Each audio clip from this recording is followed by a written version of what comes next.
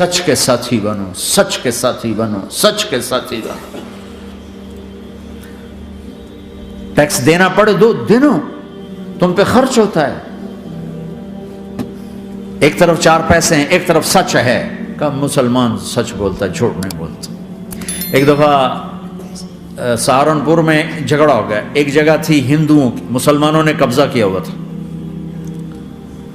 تو ہندوؤں نے کیس کر دیا، انگریز کا زمانہ تھا، عدالت،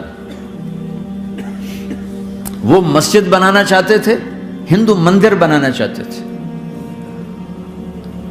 تو دونوں طرف بات تپی ہوئی، تو آخر وہ جج نے کہا بھائی کوئی ایسا آدمی ہے، ہندوؤں سے کہا، جو گواہی دے دے تو اس کی گواہی تم قبول کر لو گے، اور مسلمانوں سے بھی پوچھا، تو ہندوؤں نے کہا جی ہاں، مفتی مظفر حسین صاحب اگر گواہی دے دیں کہ زمین مسلمانوں کی ہے تو ہم دے دیں گے۔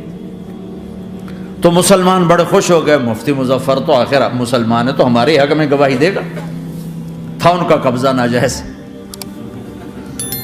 تو جب وہ عدالت میں تشریف لائے، مسلمان بڑے اطمینان کا، ہن جناب ساڈے حق وچ فیصلہ ہونا ہے، چونکہ آج کل صرف سچ کو کون دیکھتا ہے۔ تو انگریز جج نے پوچھا ہاں جی مفتی صاحب آپ کیا کہتے ہیں؟ فرمانے لگے دیکھو جج صاحب، یہ زمین ہندوؤں کی ہے اور مسلمانوں نے قبضہ کیا ہوا ہے۔ تو مسلمانوں نے گالیاں نکالنی شروع، وہ یہودیوں والا بن گیا نا، گالیاں نکالنی شروع کر دی۔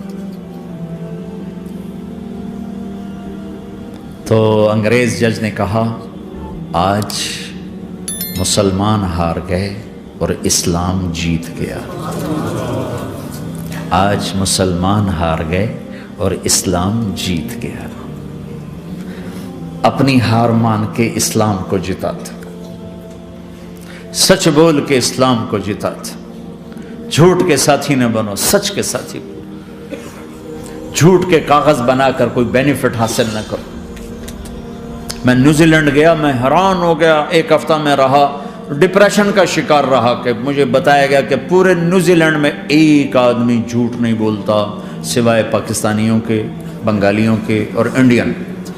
جو بنگالی، جو پاکستانی، جو انڈین پہنچے یہ جھوٹ بولتے ہیں، ہیرا پھیری کرتے ہیں، ان میں ایک آدمی جھوٹ نہیں بولتا۔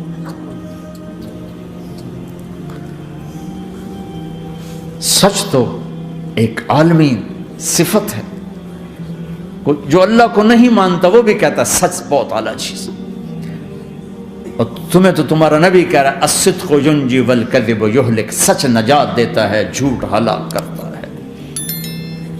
آپ تشریف لے جا رہے تھے، آپ کو آواز آئی یا رسول اللہ، تو آپ نے ادھر ادھر دیکھا، کوئی نظر نہیں آیا، پھر آواز آئی یا رسول اللہ، پھر آپ نے دیکھا تو ایک ہرنی آپ کو پکار رہی تھی، ہرنی، وہ بندھی ہوئی رسی کے ساتھ، تو آپ اس کے قریب گئے، کیا ہوا؟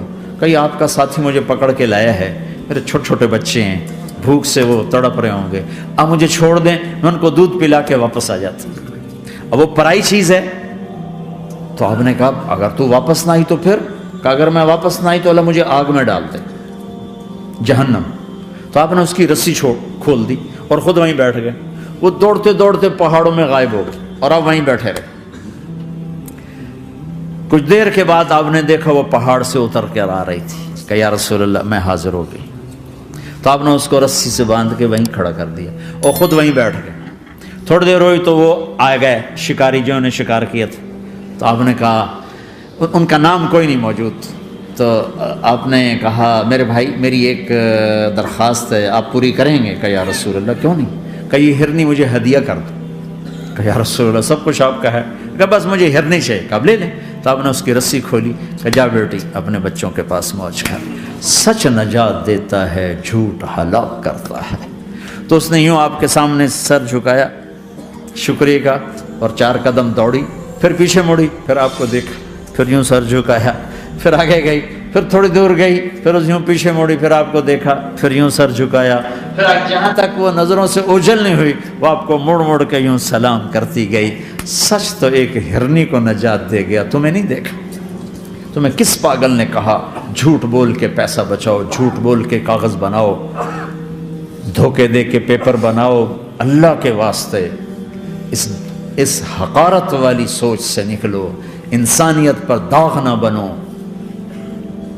ان کے قدردان بنو جنہوں نے تمہیں پاسپورٹ دیے، جنہوں نے تمہیں تعلیم کے مواقع دیے، تمہیں ہر شے میسر کی، اور آخری ممکن حد تک تمہیں ظلم سے بچانے کی کوشش کی۔ محسن کے اوپر کیوں آئے تھے اس دیس میں؟